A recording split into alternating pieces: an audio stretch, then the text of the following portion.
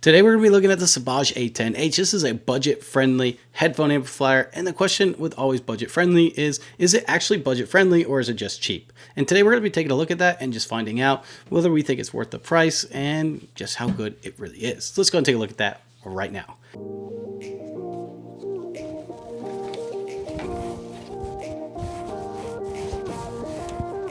Now this is the Sabaj A10H, and the first thing you're going to notice is it's relatively small compared to some of the other headphone amplifiers that I've looked at recently, like the SMSL.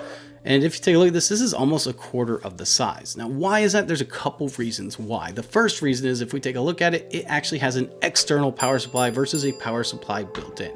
Now if you know me, you know that I usually prefer the power supply built in. I just think the quality control can be a little bit better with that, and I know that I'm getting what I'm paying for when I have that supply hooked up.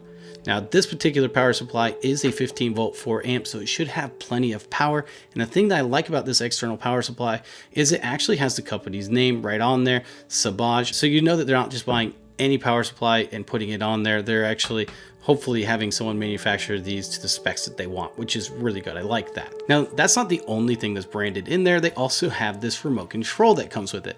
Now this remote control might look similar to, well, SMSL's remote control, because it is basically identical. The only difference is the branding on it, which says Sabaj in this case. And this does have a remote, so you can change some settings.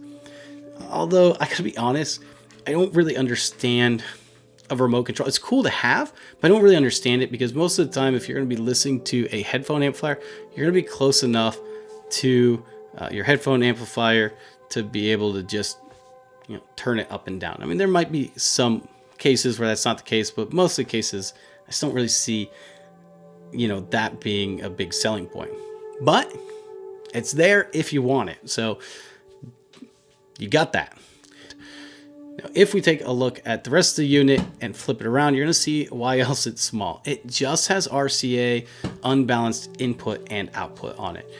There is no balance in and out. And really, at this price point, it makes sense. It's a budget-friendly headphone amplifier. It's not going to have all the bells and whistles as your more expensive ones. The most important thing, though, is does it actually perform well?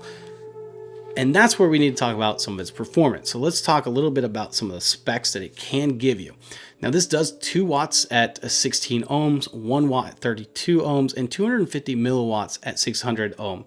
That depends on, obviously the headphones that you plug into them. And it should deliver you enough power to even work on 600 ohm headphones. Now, some of that is going to depend on what's ahead of it in its chain, such as a DAC. If you hook this up straight to a computer, it may not be as powerful as you want it to be. So case in point is I plugged this up straight to the computer, and there was a reason why I did this. I just used a 3.5 millimeter RCA cable. Main reason is because when I view something like this Sabaj, I view the most people that are going to be using this as someone that's entry level, first getting into headphone amplifiers, haven't really used it, and said, hey, I want to try this out. And so they probably don't have the DAC yet. They probably don't have the other amplifiers and things of that nature. They just want to try this out. But for those types of people, you're just going to plug it into the computer. Now, with my headphones, which are Bear Dynamic 770 DT Pros, 80 ohm, very good headphones. If you need some, I'll link these in the description because I think they're great headphones. But if you're doing something like that, like I had to put the gain on H2. This has 3 gain settings. It has an L, which is -6 decibels. It has an H1, which is 0 decibels. And then it has H2, which is going to be a gain of +9 decibels. Now I had to put mine at +9 decibels just to get a very comfortable listening. And really, if I wanted to blast out, I could also blast out as well. Now these are 80 ohm headphones, so the impedance is a little bit higher than like your standard headphones that you might be using if you have a gaming setup or something like that. Those are going to be probably 16 ohm or maybe even 32 ohm, but nothing really usually bigger than that. It does make me wonder how well a 600 ohm or 300 ohm headphones, especially if their sensitivity is low, how well they'll work with this without, a DAC with it. But let's go ahead and take a look at the THD plus N. The THD plus N is actually really good, and they do something that I really like that not very many manufacturers do. If you take a look at their THD plus N, they give you the main number that most people give you at 1 kilohertz. You're not going to hear it. It's not going to be heard. And by the way, this unit sounds amazing. We're going to talk a little bit more about that for sure. But what they also do is they also do the 20 hertz to 20 kilohertz. So basically they do a sweep from 20 hertz to 20 kilohertz, and then they measure the THD plus N, whatever the highest point is. And the highest point there is 0.0001%, or negative 117 decibels. That is awesome. Now, if we want to know and dive deeper into like just how good this actually performs, we can go to Audio Science Review. Amir actually tested this, and it tested as one of his highest rated with the THD plus N. It was beating amplifiers at a significantly higher price point. And I'll make sure to link his website in the description so you can take a look at that if you want to. So the performance is there as far as quality wise, but how does it function when you use it? Now, it may not look like it, but all of your buttons are actually on the front panel. And that's because that potentiometer is a digital potentiometer. It means it's not an analog. It doesn't have any physical stops. It just keeps turning and turning and turning. Now, to get to any of your menu functions, you just press that potentiometer in, and that's going to get you to all of your menus and your adjustments. Now, if we hold that button in, it'll actually turn off and on the amplifier as well. So that acts as a power button. Once it's on, we can go ahead and go through the menus. Now, the first one is, of course, your gain section. Now, we've already talked about that, but that's how you select your gain on your amplifier. After you select your gain, it's going to show PR0 or PR1. Now, that's going to be your output. This does just have two outputs. It does have your headphone output, which is a 1/4 inch jack or 6.35 millimeter. And then, of course, it has your RCA jack. Now, those do not output at the same time, so you have to go into your menu and select what you want it to. So when you want to listen to your headphones, you're going to select that. And when you want to listen to like your speakers, you're going to switch it over to your RCA. Finally, the last adjustment is your backlight. And you have 3 different adjustments on the backlight. And really, you're just going to set that for whatever is best for your environment. Now, let's go ahead and talk about some of the functionality that I'm not a big fan of. Because this is all digital, once you make an adjustment change on it, you can't just change the volume right away. You have to wait a couple seconds before that display goes back to volume, and then you can adjust it.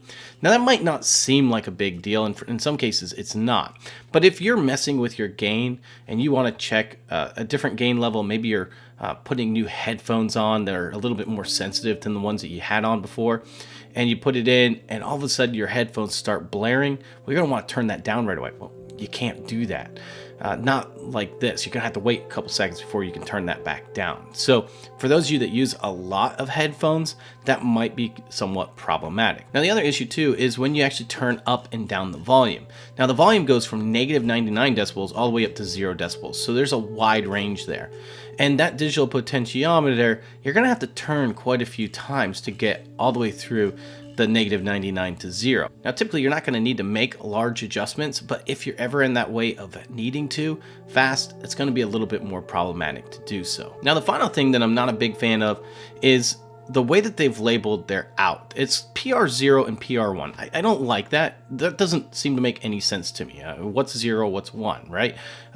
Unless you memorize it, there just doesn't seem to be a lot of reason why they did it 0 and 1. And what I'd rather have seen was them to put PRH for headphones and PRR for RCA. I think for a lot of people, that would just make this a lot simpler to understand, hey, I'm outputting to my headphones or I'm outputting to my speakers. Now, as far as plugging in and unplugging my headphone in, that 1/4 inch jack is pretty tight. So just keep that in mind, which is a good thing. You know your headphones are going to be in there securely, but it also, you're going to want to hold down the unit when you plug and unplug this in. It's just a lightweight unit, and you're also going to want to put your hand on it when you take it out. Now, depending on where you place that, that might be problematic. So something you're going to want to think about. So let's go ahead and talk about who I believe this amplifier is for and what I think about it. First of all, this made a huge difference compared to something like just plugging it up to, say, your computer. And this is where I see most people buying this. I believe that this is more of like an entry-level unit for someone that's just getting into this, that wants to try something and wants something good. Now, I've already mentioned this has tested really well. Its performance is there. However, there are some things that can definitely be improved upon. So I feel like the person that buys this unit is someone that usually just has one pair of headphones. They're not going to plug a lot of different headphones into it. Overall, though, this made a huge difference in listening quality over just like a normal computer or something of that nature. I mean, it really did open up my headphones. It sounded very good. I listened to Seal, And one of the songs of his, it has some raindrops coming in, and you just hear all of that. And when it goes silent, your headphones are silent. You don't hear that hissing and buzzing that you might typically hear. It's just a really nice experience. So if you are looking for a headphone amplifier and you are looking for a budget-friendly one, I think the Sabaj should be one of the ones at the top of your list, assuming you can live with some of the things that kind of bothered me. Now let's go ahead and take a look at the website and see where we're going to place it. Now this is only the second headphone amplifier that I've reviewed so far, so this is going to be pretty easy. I'm going to go ahead and place it second. However, I'm going to say that it's first as far as budget goes. Like if you're just looking for budget-friendly amplifier, I mean, it's number one. But if we're going overall, it's going to be number two below the SMSL. I just like that I can easily flip and see what I'm adjusting. Also, the SMSL is a little bit more powerful than the Sabaj. And that I can definitely tell with my headphones when I have plugged up. Alright guys, I hope that you enjoyed this review. And if you did, make sure to give it a thumbs up and like the video. That's all I have for today. This is Toys DIY Audio. And I'm out. Okay, I'm not quite out yet. Let's go ahead and talk a little bit about a movie that I recently saw. I like movies because they can really bring out some great sound to your sound system or your headphones. And one that I recently watched was Underwater. This is a mix between a monster movie and a disaster movie. And it's really cool. They're in an underwater station. You can just imagine what's going to happen next, right? The very beginning opening scene, there's explosions happening, all kinds of cool things. And it's one of my favorite scenes now to show off to people. In fact, I recently had my friend Isaiah over, and he started watching that scene, and he stopped after we watched that scene. He goes, now that you demoed that scene, we have to watch that movie. So if you're looking for a fun movie to watch, especially now in October with a little bit of monster and a little bit of fun, go ahead and check out Underwater. I don't think it's an amazing movie, but it does really show off your sound system. I think you would probably enjoy it. All right, guys, this is Toys DIY Audio, and this time, I'm really out. See ya.